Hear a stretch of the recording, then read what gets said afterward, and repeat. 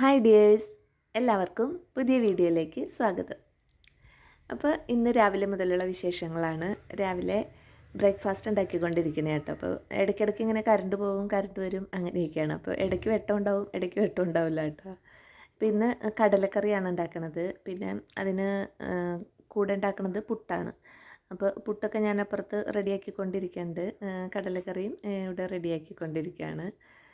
രാവിലെ തന്നെ ഈ ബ്രേക്ക്ഫാസ്റ്റ് ഉണ്ടാക്കൽ കഴിയുമ്പോൾ തന്നെ ഒരു പകുതി ആശ്വാസം കേട്ടോ. അത് കഴിഞ്ഞ് കഴിയുമ്പോൾ പിന്നെ അത്രയും സമാധാനമാണ്. മക്കളത് കഴിച്ചിട്ട് അവരങ്ങോട്ട് പൊക്കോളൂല്ലോ. അങ്ങനെ പുട്ടൊക്കെ റെഡി ആയിക്കൊണ്ടിരിക്കുന്നുണ്ട് കേട്ടോ. അപ്പോൾ ഇതിനിടയ്ക്ക് നമ്മൾ വേറെയും ജോലികളുണ്ട്, ഇഷ്ടംപോലെ ജോലികളുണ്ട്. ലഞ്ച് ബോക്സ് ആക്കണം, അതൊന്നും ഞാൻ വീഡിയോ എടുക്കാറില്ല കേട്ടോ. അതിന് മുമ്പ് നമ്മൾ രാവിലെ വരുമ്പോൾ തന്നെ ഒരു ചായ, അത് കഴിഞ്ഞിട്ടാണ് ഈ ബ്രേക്ക്ഫാസ്റ്റൊക്കെ ഉണ്ടാക്കൽ. അതൊന്നും വീഡിയോ എടുത്തിട്ടില്ല. അതൊക്കെ എടുക്കുമ്പോഴത്തേനും ലെങ്തി ആവും. ഇതെല്ലാം കഴിഞ്ഞിട്ട് പിന്നെ സമാധാനമായിട്ട് ഞാൻ ഈ ചെടികളുടെയൊക്കെ അടുത്തുകൂടെ ഒന്ന് വന്നതാട്ടോ. അപ്പോൾ ആദ്യം ഞാൻ കാണിച്ചത് ശംഖുപുഷ്പത്തിൻ്റെ ഒറ്റ കളറ് പൂവാണ്.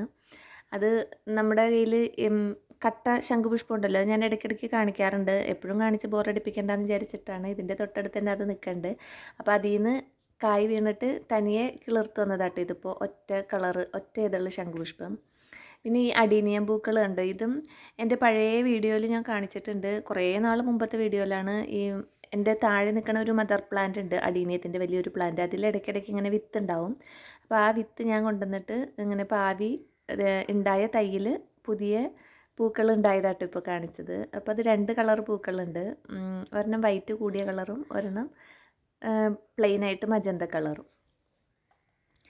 ഇതിപ്പോൾ താഴെ ഇറങ്ങി വന്നപ്പോൾ മോളുടെ പണിയാട്ടോ. അപ്പോൾ അവൾ ഇങ്ങനെ കുറച്ച് മന്ദാരപ്പൂവും ഇലയൊക്കെ കൊണ്ടുവന്നിട്ട് ഡൈനിങ് ടേബിളിൽ ഇങ്ങനെ ഒരു ഫ്ലവർ വേസ് ആക്കി വെച്ചേക്കുന്നതാണ്. ഇടയ്ക്കിടയ്ക്ക് ഈ വേസിൽ ഇങ്ങനെ പൂക്കൾ മാറ്റി മാറ്റി കൊടുക്കൂട്ടോ. അവളും വയ്ക്കും, ഞാനും വയ്ക്കാറുണ്ട്. നല്ല ഭംഗിയാണ് അങ്ങനെ കാണുമ്പോൾ. അപ്പോൾ ഇവിടെ താഴെ നിൽക്കണ ഒരു നീലപ്പൂവിൻ്റെ മുറ്റത്ത് നിൽക്കണ ഇങ്ങനെ കുറേ നീലപ്പൂക്കൾ ഉണ്ടാവുന്ന ഒരു ചെടി ഞാൻ കാണിക്കാറില്ല. അതിൻ്റെ ഇലയും പൂവോടുകൂടി ഇവിടെ കൊണ്ടുവച്ചാൽ അത് കുറേ ദിവസം നിൽക്കാറുണ്ട് കേട്ടോ. അത് വാടി പോവാറേ ഇല്ല. ഈ മന്ദാരപ്പൂവൊക്കെ വെച്ചിട്ട് അത് പെട്ടെന്ന് പിറ്റേ ദിവസം തന്നെ വാടിപ്പോയായിരുന്നു. പക്ഷേ ഈ മന്ദാരപ്പൂ കാണാൻ നല്ല ഭംഗിയാണല്ലേ. പിന്നെ അതൊക്കെ നോക്കി ഇന്ന് കഴിഞ്ഞിട്ട് പിന്നെ വന്നിട്ട് കറി വെക്കുക കേട്ടോ. അപ്പോൾ ഞാൻ ചീനിച്ചട്ടിയിൽ വെളിച്ചെണ്ണ ഒഴിച്ചിട്ട് ഉള്ളി ആദ്യം വാട്ടിയെടുത്തു. പിന്നെ അതിലേക്ക് വെളുത്തുള്ളിയും ഇഞ്ചിയും പച്ചമുളകും ഇട്ട് കൊടുത്തിട്ടുണ്ട്. അതും ഒന്ന് വാടി വന്നപ്പോൾ കുറച്ച് സവാള അരിഞ്ഞതും കൂടി ഇട്ട് കൊടുത്തിട്ടുണ്ട് കേട്ടോ. ഇനി സവാളയും കൂടി വാടി വരുമ്പോൾ തക്കാളിയൊക്കെ ചേർക്കാം. പിന്നെ ഞാനിപ്പോൾ വയ്ക്കാൻ പോണത് ഒരു മീൻ കറി കേട്ടോ. അപ്പോൾ ഈ മീൻ കറി എന്താ ചീനച്ചട്ടിയിൽ വെക്കണേന്ന് വിചാരിക്കരുത്.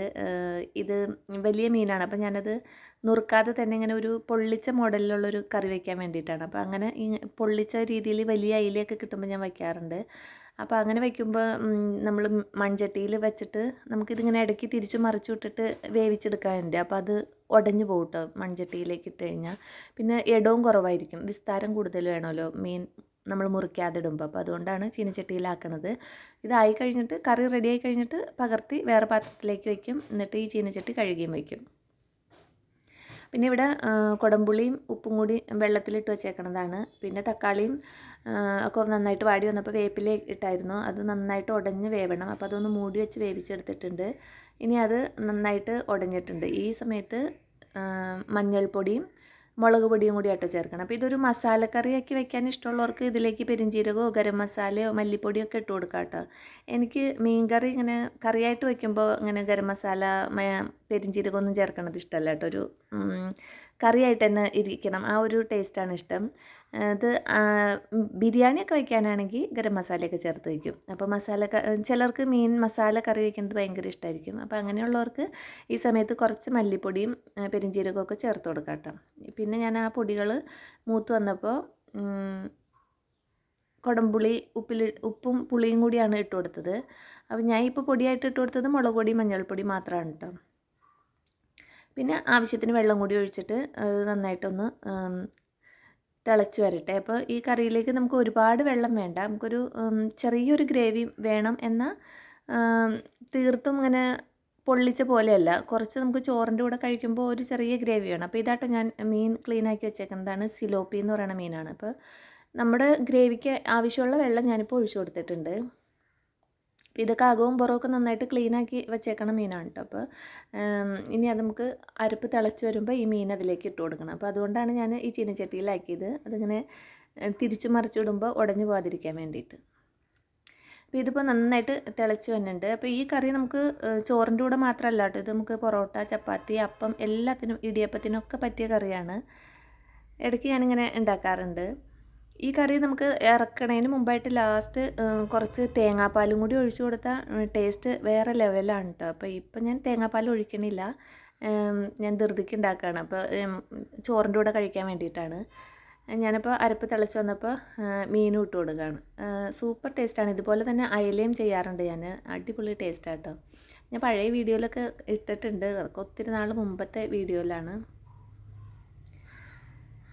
ഇനി ഈ കഷ്ണങ്ങൾ ഇട്ടിട്ട് ഒന്ന് ചെറുതായിട്ട് മൂടി വയ്ക്കും. അത് കഴിഞ്ഞൊരു 5 മിനിറ്റ് കഴിയുമ്പോൾ തന്നെ നമ്മളിതിപ്പോൾ തിളച്ച ഇതിലേക്കാണല്ലോ ഈ കഷ്ണം ഇട്ട് കൊടുത്തത്. ഈ മീനിനൊന്നും അധികം വേവൊന്നുമില്ല. അപ്പോൾ ഇനി ഒരു 5 മിനിറ്റ് കഴിയുമ്പോൾ ഇത് മറിച്ചു ഇട്ട് കൊടുക്കണം കേട്ടോ. അപ്പോൾ ഞാൻ ഇതിപ്പോൾ മറിച്ചിട്ടതിന് ശേഷമാണ് വീഡിയോ എടുത്തത്. കാരണം ഞാൻ വീഡിയോയിലേക്ക് നോക്കിയിട്ട് ഇത് ചെയ്യുമ്പോൾ അത് ഉടഞ്ഞു പോകും എങ്ങനെയായാലും. അതുകൊണ്ട് ഞാൻ മറിച്ചിട്ടു ഇപ്പോൾ.